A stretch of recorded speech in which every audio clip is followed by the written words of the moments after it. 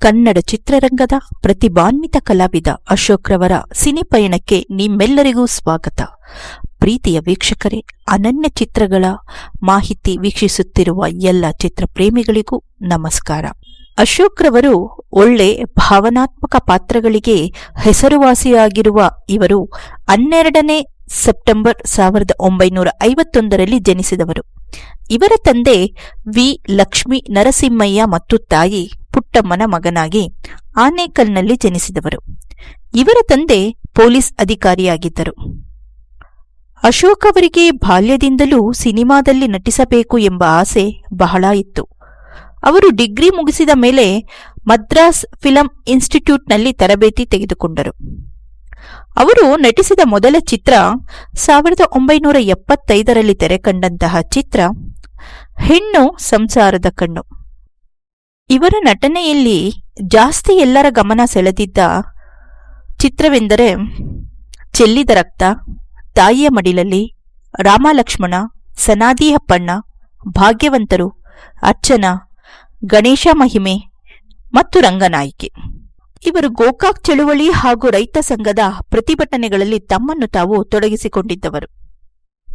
ಹೆಣ್ಣು ಸಂಸಾರದ ಕಣ್ಣು ಎ.ವಿ. ಶೇಷಗಿರಿರಾವ್ ನಿರ್ದೇಶನದ ಈ ಚಿತ್ರದಲ್ಲಿ ಅಶೋಕರವರ ಭಾವನಾತ್ಮಕ ನಟನೆಗೆ ಅಪಾರ ಮೆಚ್ಚುಗೆ ಸಿಕ್ಕಿತು. ಜನರಿಗೆ ಕನ್ನಡಕ್ಕೆ ಇನ್ನೊಬ್ಬ ಒಳ್ಳೆ ಕಲಾವಿದ ಸಿಕ್ಕಿದರು ಎಂಬ ಪ್ರಶಂಸೆಗೂ ಪಾತ್ರರಾದರು. ಸನಾದಿ ಅಪ್ಪಣ್ಣ ಚಿತ್ರದಲ್ಲಿ ರಾಜ್ಕುಮಾರ್ ಮಗನಾಗಿ ನಟಿಸಿ ಅಪಾರ ಮೆಚ್ಚುಗೆಗೆ ಪಾತ್ರರಾದರು. ಬಯಲುದಾರಿಯಲ್ಲಿ ಕಲ್ಪನನ ಸಹೋದರನಾಗಿ ನಟಿಸಿದರು. ಇನ್ನು ಕಲಾತ್ಮಕ ಚಿತ್ರಗಳಾದ ಪಾವನಗಂಗಾ, ಭಾಗ್ಯವಂತರು ಚಿತ್ರದಲ್ಲೂ ಅವರಿಗೆ ಒಳ್ಳೆಯ ಹೆಸರು ತಂದುಕೊಟ್ಟಿತು. ಅಶೋಕ್ ರವರ ನಟನೆ ಹೇಗಿರುತ್ತಿತ್ತು ಎಂದರೆ ಪ್ರೇಕ್ಷಕರ ಕಣ್ಣಿಗೆ ತುತ್ತಾಗುತ್ತಿದ್ದರು. ಉದಾಹರಣೆಗೆ ಸನಾದಿ ಅಪ್ಪಣ್ಣದಲ್ಲಿ ತಂದೆಯನ್ನು ಸಾಕದೇ ಇರುವ ಪಾತ್ರ, ತಂದೆಯನ್ನು ಅವಮಾನಿಸುವುದು, ಹಾಗೆಯೇ ಭಾಗ್ಯವಂತರೂ ಚಿತ್ರದಲ್ಲಿ ತಂದೆಯ ಮಾತನ್ನು ಕೇಳದೇ ಇರುವ ಮಗನ ಪಾತ್ರ. ರಂಗನಾಯಕಿ ಚಿತ್ರದಲ್ಲೂ ಅವರನ್ನು ಬೈದುಕೊಳ್ಳದೇ ಇರುವ ಜನವೇ ಇಲ್ಲ. ಅಂದರೆ ಆಂಟಿ ಹೀರೋ ಪಾತ್ರ ನಟನೆಯಲ್ಲಿ ಜೀವ ತುಂಬಿ ನಟಿಸುತ್ತಿದ್ದರು. ಇದರಲ್ಲಿ ಅಶೋಕ್ ರವರದು ಎತ್ತಿದ ಕೈ. ಇವರ ಚಿತ್ರದಲ್ಲಿ ಹಾಡುಗಳು ಸೊಗಸಾಗಿ ಇರುತ್ತಿದ್ದವು.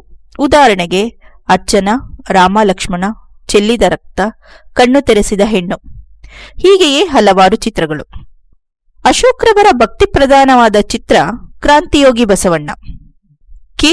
ಬಾಲಚಂದರ್ ನಿರ್ದೇಶನದ ಮುಗಿಲ ಮಲ್ಲಿಗೆ ಹಾಗೂ ಆರತಿ ಜೊತೆ ಸಾಕಷ್ಟು ಚಿತ್ರದಲ್ಲಿ ನಟಿಸಿದ್ದಾರೆ. ಪೋಷಕ ನಟನಾಗಿ ತುಂಬಿದ ಮನೆ, ಮುತ್ತಿನ ಹಾರ, ಜನ್ಮದ ಜೋಡಿಯಲ್ಲಿ ನಟಿಸಿ ತಂದೆಯ ಪಾತ್ರಕ್ಕೂ ಸೈ ಎನಿಸಿಕೊಂಡಿದ್ದಾರೆ.